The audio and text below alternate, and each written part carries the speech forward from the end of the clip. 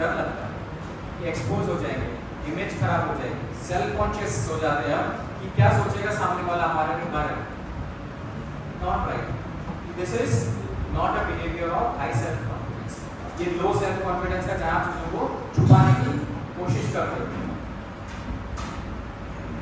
दूसरा ये है कि जब आप सेल्फ कॉन्फिडेंस होते हो तो आप अपना काम अच्छे से करते हो, लोग आपको बधाई देते हैं। आप जा जाके एक आदमी को नहीं बताते हो कि मैंने ये कर। नाउ दैट डजंट मीन कि आप अपना वर्क हाईलाइट नहीं करोगे, हाईलाइट करना जरूरी है, बट आपको एक थिन लाइन ड्रॉ करनी पड़ती है कि क्या दिखाना है, और ऐसा नहीं कि एक एक सेल के बाद जाके कूदना है सबके सामने कि मैंने ये कर लिया। That's not the idea. कुछ करते हैं, that is what you do. Clear? So this is, so now if you want to be on this side, these are some of the traits, these are some of the behaviors which you need to adopt. क्या है quickly? अपनी गलतियों को छुपाओ मत, accept करो, सीखो, आगे बढ़ो। ओके, रिस्क लीजिए, काम ज्यादा अच्छा कीजिए, और सबके पास जाके ज्यादा शो ऑफ मत कीजिए। तो अभी एज अ सेल्स प्रोफेशनल आपको क्या करना चाहिए? What is it that you need to do? Let's look at it. एक सेल्स प्रोफेशनल से, जो ट्रू सेल्स प्रोफेशनल है, उससे क्या एक्सपेक्टेशन रहती है? इंटरपर्सनल स्किल्स क्या होती है? What is interpersonal skills? लोगों से कनेक्ट करना, लोगों से मिलते हो, आप में से सब you face to face sales में हो, ऑफलाइन सेल्स में हो, या सब ऑनलाइन सेल्स में? ऑफलाइन है तो इंटरपर्सनल स्किल्स चाहिए, लोगों से कनेक्ट करना जरूरी है। कम्युनिकेशन स्किल्स, क्योंकि जब तक कम्युनिकेशन नहीं होगा तो कनेक्ट कैसे करोगे? और कम्युनिकेशन का मतलब अंग्रेजी भाषा नहीं है। बहुत सारे लोग मुझे फोन करते हैं, सर हमें कम्युनिकेशन स्किल्स सीखनी है। मैंने कहा ठीक है, सिखा दो। कौन? बोले सर इंग्लिश स्पीकिंग में प्रॉब्लम। मैंने कहा वो मैं नहीं सिखाता, क्योंकि अभी भी हमारे कंट्री में कम्युनिकेशन का मतलब क्या समझा जाता है? English language, which is so not true. जिस भी भाषा में कर रहे हो, you have to be good in communication. Good networking in relationship, clear है? Relationship बनाना क्यों जरूरी है? अभी डिस्कस करेंगे हम। Deeper client relationships, outstanding service and relationship management, customer queries को attend करना timely. This is what is expected out of you. So जो लोग आप अभी नए हैं सेल्स में, उनके लिए जानना जरूरी है कि as a sales professional when you are able to do these things, अच्छा कम्युनिकेशन है, इंटरपर्सनल स्किल्स आपकी अच्छी है, रिलेशनशिप अच्छी बनाओगे तो सेल्स आपकी हो जाएगी। मोस्टली दिक्कत क्या होती है? फोकस यहाँ नहीं होता। फोकस कहाँ होता है? फोकस कहाँ होता है? ऑर्डर मिला कि नहीं, सेल हुई कि नहीं। तो फोकस सारा फ्रूट पे, रूट पे काम किया नहीं तो दिक्कत आ रही है। यस और नो? यस। अगर एक पेड़ पे अच्छे फ्रूट्स चाहिए तो पहले रूट्स पे काम करना पड़ता है। एक बिल्डिंग भी हाई राइज बनानी है तो फाउंडेशन पे काम करना पड़ता है। तो विकास में किस तरह फाउंडेशंस, उसके बाद तो जो है, if you are able to work on foundation properly, आपको फ्रूट्स मिलते हैं प्रॉपर। सो सेल्स स्किल्स क्या चाहिए होते हैं? Let's look at it.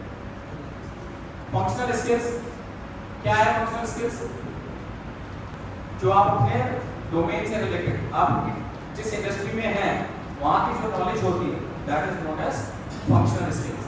And then दूसरी होती है आपके सेलिंग स्किल्स। ठीक है, ये जो है अगर ये आपको आ गए तो आप इसको एडजस्ट कर सकते हो according to the industry, the vertical you are operating. अगर ये नहीं आए तो हर बार स्ट्रगल जारी रहेगा। ठीक है, तो now let's look at it. Functional skills के अंदर क्या आता है? Product knowledge. सबको है प्रोडक्ट नॉलेज? क्या प्रोडक्ट है आप लोगों का? पाइप्स, सब कुछ जो आपके प्रोडक्ट के बारे में पता है। प्रोसेस नॉलेज, प्रोसेस का मतलब क्या हुआ कि अगर एक ऑर्डर लिया आपने, उसके बाद उसको प्रोसेस करवाने के लिए क्या आपको स्टेप्स फॉलो करने हैं, पता है। पेपर वर्क करना पड़ता है, पेपर वर्क होता है, ऑनलाइन ऑफलाइन कुछ करते हो कि documentation. Then you have compliances. I am sure compliances भी हम कुछ ना कुछ फॉलो करते होंगे। So these are all your functional skill. इसमें सब चैंपियन है, सबको पता है, तो हम मुझे मालूम था इसलिए इस बारे में बातें करें। इसमें जो प्रोडक्ट नॉलेज है उसकी टेक्निकलिटीज काफी लोगों को नहीं पता। ओके। उसकी जो यूएसपी है या उसके आपके जो इंट्रिंसिक प्रॉपर्टी है या उसमें कुछ लोग लैग करते हैं, तो वो फिर आपका सर्किल जो है वो पूरा बुक करते हैं। सो स्टार्ट प्रोडक्ट नॉलेज से ही होता है। सो राइटली सेड।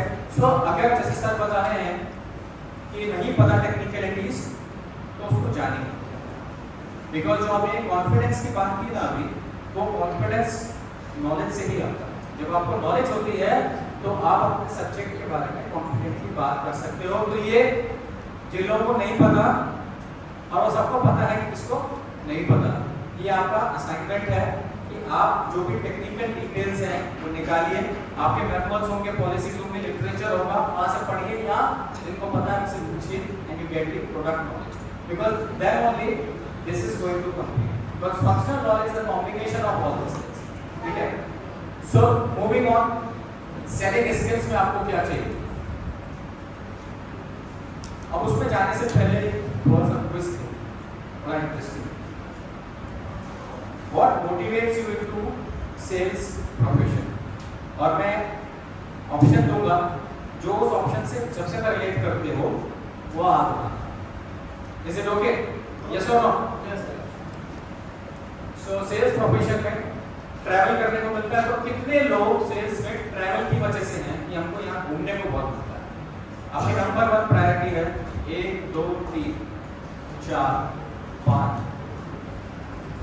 6 7 ओके, और कोई है? तो तकरीबन 10 हाथ हो गए। Okay, thank you. कितने लोग हैं जिनको आजादी मिलती है सेल्स से? इसी के सेल्स फ्रीडम। Very good.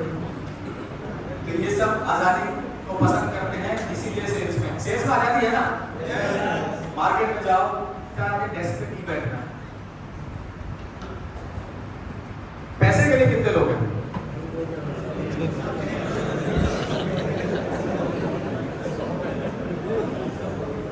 और जो लोग हाथ नहीं उठा रहे हैं वो सोच रहे हैं मैं उन पर गुस्सा कर आप पैसे के लिए नहीं। Okay, great. पावर के लिए, वेरी गुड। दूसरों की मदद करने के लिए, क्या आपको मदद करना अच्छा लगता है? ओके, ये मोस्टली इंटरनली लगता है कि अभी गैदरिंग में बैठे हैं और थोड़ा एप्रोप्रिएट इतना अच्छा लगता है। फैंटास्टिक। लास्ट ऑप्शन, कोई और काम मिला नहीं इसलिए सेल्स में। ऐसे कितने लोग हैं? मैं सेल्स में ऐसे गया, मैं जब सेल्स में एंटर किया ना तो मेरे मिडिल ईस्ट में था। तो जब मैं यंग ग्रेजुएट था तो हुआ क्या कि मुझे बाहर जाने का बड़ा मन था कि मुझे फॉरेन में जाना है। उस टाइम इतनी जॉब अपॉर्चुनिटीज भी नहीं होती थी। जब वहां से लौट के आया, इंटरव्यू के लिए गया, तो मेरे बॉस ने मेरे से पूछा आप क्या करेंगे? सेल्स करेंगे, क्रेडिट करेंगे, ऑपरेशंस करेंगे? मुझे सेल्स के अलावा मैंने कुछ सुना ही नहीं था। मैंने कहा सर सेल्स ही करता हूँ। तो that is how I got into sales. तो यहाँ पे ऐसा कोई नहीं है कि लास्ट ऑप्शन, सब करना चाहते थे। Great. So you could have any reason but these cannot be the main reasons कि आप सेल्स। ओके, ये मेन रीजन नहीं हो सकता कि आप सेल्स में हो। सेल्स में क्या मेन रीजन होना चाहिए? Any ideas why you should be in sales? What should be the number one reason? पैसा, पैशन। ओके, हाँ, पैशन भी ठीक है। there is no wrong answer। और कुछ learnings. Okay, become an entrepreneur. Okay, very good. All right answers, no negative marking. But I am looking for something specific. Let me see if I can find it. एक और attempt.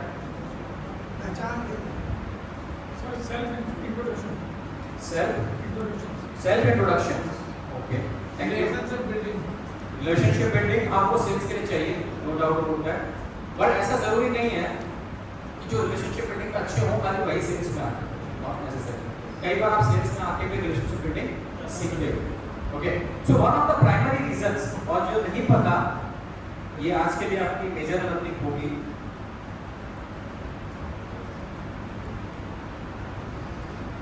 you have a solution to problem. Like business, in sales, आपके पास customer की problem का solution है, इसीलिए आप sales में, वो प्रोडक्ट भी हो सकता है, वो सर्विस भी हो सकती है। और ये जरूरी क्यों है हमारे दिमाग में जाना, क्योंकि मोस्टली कई जगह सेल्स को स्लीजी समझा जाता है कि सेल्स अच्छा काम नहीं है, और जब हम आसपास के लोगों की बातें सुनते हैं तो हमारे दिमाग में भी ये चीज जाती है। जब रिजेक्शंस फेस करते हैं तो माइंड खराब होता है। समझना जरूरी है कि आप सेल्स में हो क्योंकि आपके पास सॉल्यूशन है कस्टमर की प्रॉब्लम का, तो अगर आप वो सॉल्यूशन नहीं दे रहे तो आप कस्टमर का नुकसान, आप सेल्स में नहीं होते तो हो सकता है कि उसको वो सॉल्यूशन नहीं मिलता। तो सेल्स आपके लिए नहीं है, सेल्स उनके लिए भी है जिसको आप दे रहे हो आपके क्लाइंट के लिए। और जब कभी थॉट आया ना कि सेल्स कैसे करूं, टफ है, तो एक लाइन अपने दिमाग में लिया ना, सेल्स इज सर्विस। जब आप सेल्स कर रहे हो आप सर्व कर रहे हो। यस और नो? यस। सो ये प्राइमरी मोटिव है, आप सेल्स में हो, बाकी money, travel, freedom, everything is secondary. और जब आप फोकस इस पे रखेंगे ना, देन मनी फॉलोस, वो मनी अपने पास आती है। यहाँ आप कस्टमर को कितना अच्छे से सॉल्व करोगे उसकी problem, that is what is going to decide कि आपके बैंक में कितना पैसा है। फोकस अगर बैंक में पैसे नहीं किया और यहाँ इसको छोड़ दिया तो जो है वो भी चल। क्लियर? Do you agree? नहीं, इधर से आवाज आ रही है, इधर से। कहाँ फोकस कहाँ है? कस्टमर पे या पैसे पे? कस्टमर की प्रॉब्लम को सॉल्व करने पर। ठीक है, सो बेसिकली करना क्या है? पर्सपेक्टिव शिफ्ट करना, अपने से हटा के सामने वाले पे लाना। और होता क्या है, ये क्यों बोल रहा हूं, सबके पास कॉल सेंटर से फोन आते हैं कुछ भेजने के लिए। जो एक स्मार्ट कॉल सेंटर का पर्सन होता है वो फोन करके क्या पूछता है पहले आपसे, आप फ्री है कि नहीं, सही समय है बात करने के लिए कि नहीं, आपको इसकी रिक्वायरमेंट है, एंड देन ऑफर करना चालू करता है। जो एक स्टूपिड होता है या न्यू कमर होता है वो क्या करता है, फोन उठाते ही, सर हम ये लोन दे रहे हैं इस रेट पे, भाई मेरे को जरूरत है कि नहीं है। एक इंसिडेंट हुआ मेरे साथ कुछ महीने पहले, एक पर्सन का फोन आया कि सर पर्सनल लोन दे दीजिए। मैंने कहा क्यों ले लूं? बोले आपने क्रेडिट कार्ड पे तो हाई वैल्यू ट्रांजैक्शन किया है। मैंने किया इसीलिए क्योंकि मेरे पास क्षमता है पैसा देने की, तो मैं नहीं लेना चाहता। बोले नहीं ले लीजिए। मैंने कहा इंटरेस्ट फ्री देंगे क्या? बोले नहीं। मैंने कहा पैसा वापस करना है? बोले हाँ। मैंने कहा नहीं चाहिए। अच्छा क्यों नहीं लेंगे आप? अब आप किसी को जबरदस्ती लोन दे रहे हो, वो आपकी गुनाह कर रहा है। So is it right question? नहीं। क्या होगा फिर? सामने वाले का दिमाग खराब होगा, या तो वो आपको फोन करेगा या ब्लॉक कर देगा। So what is it that we need to understand? कि identification of the right problem is important. Customer सही स्पेस में है कि नहीं आपसे बात करने के लिए जरूरी है। जस्ट जबरदस्ती आप अपना प्रोडक्ट जो है उसको पिच किए जाओ, सर्विस को पिच किए जाओ, that is not going to get the result, because if that happens, what is in your mind? मेरा टारगेट, मेरे नंबर्स, मेरी सेल, जो सब कुछ मेरा मेरा मेरा होता है तो किसी का। Clear? So that thought process needs to shift. As a salesperson क्या फीलिंग होती होगी? Let's look at it. Obstacle आते हैं? किस तरीके के ऑब्स्टिकल आते हैं आपके बिजनेस में? रिजेक्शन और ऑर्डर आने के बाद अंदर भी आपको कुछ पुश करना पड़ता है। से ऑर्डर आ गया, उसके बाद अंदर डॉक्यूमेंटेशन के लिए या डिफरेंट डिपार्टमेंट से कनेक्ट करना पड़ता है, फॉलो करना पड़ता है, डिस्काउंट के लिए करना पड़ता है। सर ऑनेस्टली बता दें, मुझे पता है एक सेल्स वाला ही ऐसा होता है जिसको सारे डिपार्टमेंट पता होता है। क्योंकि उसको सब जगह जाके क्या करना पड़ता है, मार्केट देखना पड़ता है। यस और नो? सो मैंने बोला ना कि I have been there that time, तो हमको भी मालूम था, हम फाइल सोर्स करके लाते थे। उसके बाद ऑपरेशंस के पास भी जाना है, अकाउंट्स में भी जाना है, टाइमली इसका पेमेंट हो जाए, डिलीवरी हो जाए, we have to ensure all that. So obstacles, तो अगर as a sales person obstacles को पार करने में, चैलेंजेस में मजा आता है, तो आप इस प्रोफेशन को लॉन्ग टर्म तक एंजॉय कर पाओगे। नहीं आता और नहीं आता तो करना शुरू करो। You start enjoying this process. Consider these obstacles as challenges, और जब इन challenges को overcome करोगे तो आप एक बेहतर सेल्स पर्सन बन जाओगे। Clear? अब आप लोग सब चैनल सेल्स में है ना? चैनल सेल्स करते हैं, तो चैनल सेल्स के क्या इंपॉर्टेंट स्टेप्स हैं, क्विकली कर लें। Let's look at it, the important steps. तो डिफरेंट फेजेस हैं। आपका phase 1 finding the right partners, channel partner ढूंढते हो, पॉइंट करते हो, तो that's the phase 1। Second, phase 2 connecting with partners. जब एक बार आइडेंटिफाई कर लिए, उनसे जाके कनेक्ट करना है, दैट्स द फेज 2।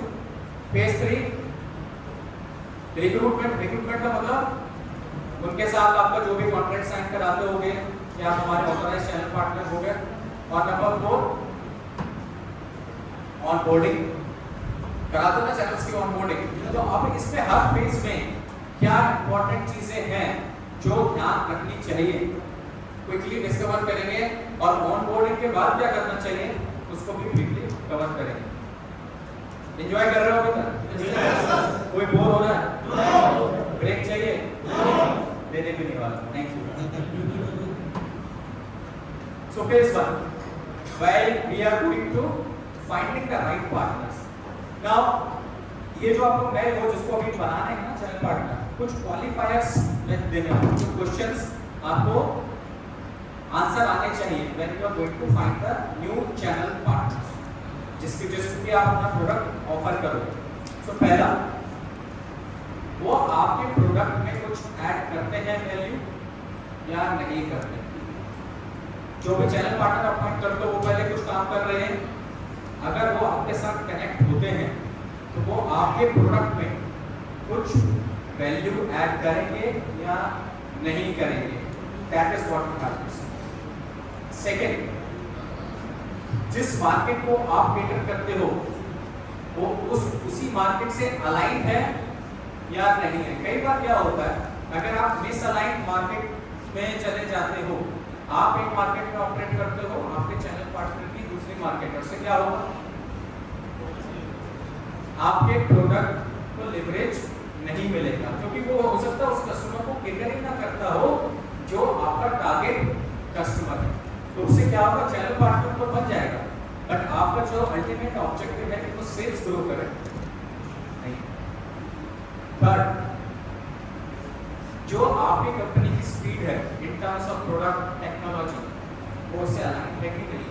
हो सकता है आप टेक्नोलॉजिकली एडवांस हो गए, बट उनका काम करने का तरीका कैसा है, पुराना है, मैनुअल ज़्यादा है, तो उस केस में तो दिक्कत आएगी। तो उसमें दो तरीके हैं, एक तो आप ढूंढो ही वैसे जो अलाइन है, दूसरा कई बार क्या होता है आपको नए चैनल पार्टनर मिल जाते हैं, वो जस्ट स्टार्टिंग ऑफ, और वो रेडी रहते हैं आपसे सीखने के लिए भी और अपने आप को अलाइन करने के लिए। If you find those partners, please take them, because क्या है कि जब वो आप उनको सिखाओगे, अलाइन करोगे, उनकी लॉयल्टी ज़्यादा रहती है। सेल्स प्रोसेस क्या फॉलो करते हैं, जो आपकी सेल्स प्रोसेस है वही उनकी सेल्स प्रोसेस है या कुछ डिफरेंट है, that is what you need to understand. Okay, so that is the first. Second phase, जब एक बार वो हो गया हमारा, इनको कनेक्ट करना है। नाउ कनेक्शन का क्या है, आपकी एक्सपेक्टेशन क्या है। देखो जब भी किसी चैनल पार्टनर को लेके आ रहे हैं हम लोग, इसमें विन विन सिचुएशन नहीं चाहिए, आपका भी बेनिफिट हो और उसका भी बेनिफिट हो।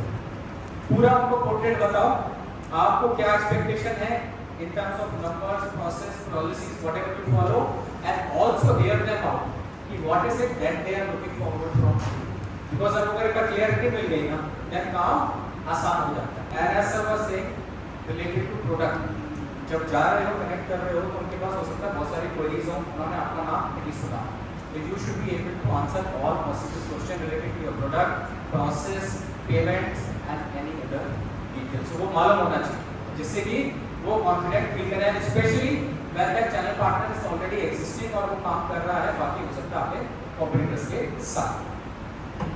किस तरह की पार्टनरशिप चाहिए वो क्लैरिफाई कर दो, और आपका ऑनबोर्डिंग पैकेज कैसा लगता है लेके clarify. So what we are saying again, it's a proactive way of working with things.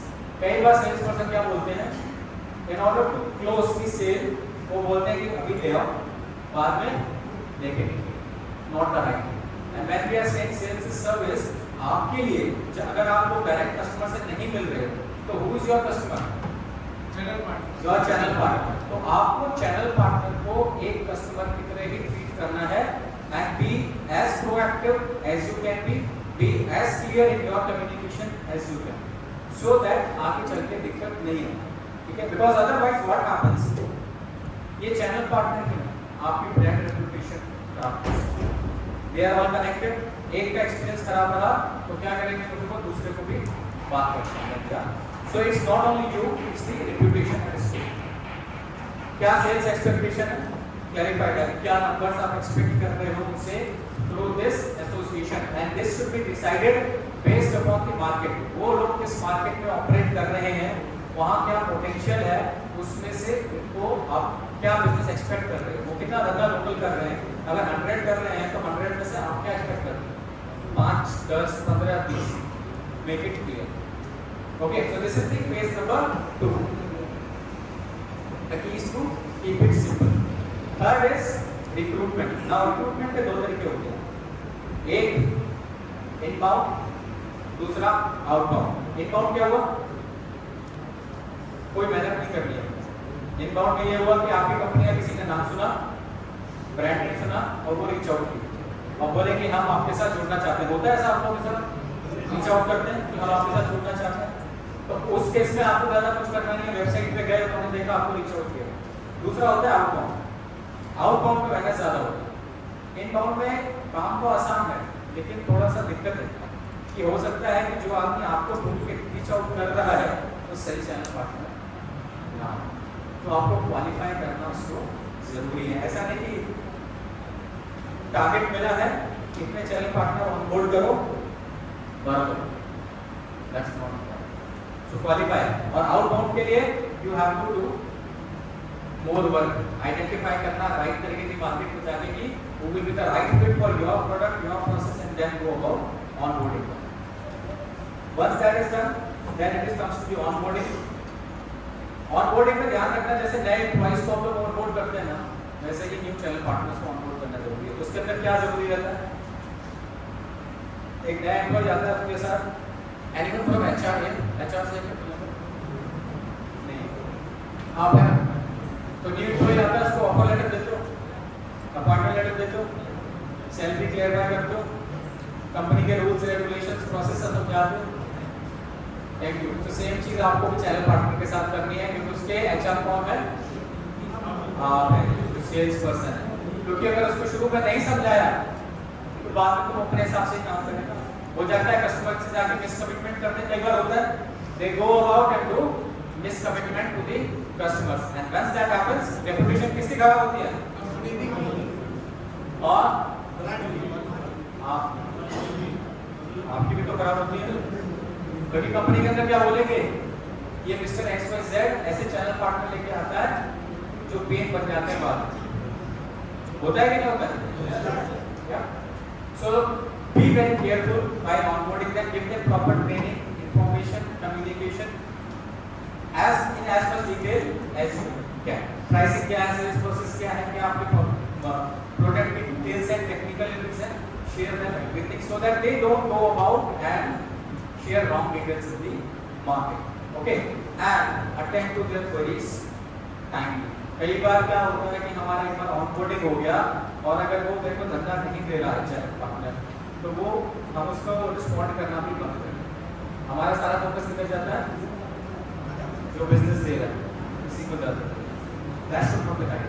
Attend to them also, हो सकता है कल को वही दे दे आपको, क्योंकि अगर आपके पास 10 पार्टनर है और आपकी डिपेंडेंसी 2 के ऊपर है और ये कल को 2 वर्क कर दिए, happy birthday, that is not going to happen. So, एक बार onboarding, so these steps are clear? Yes.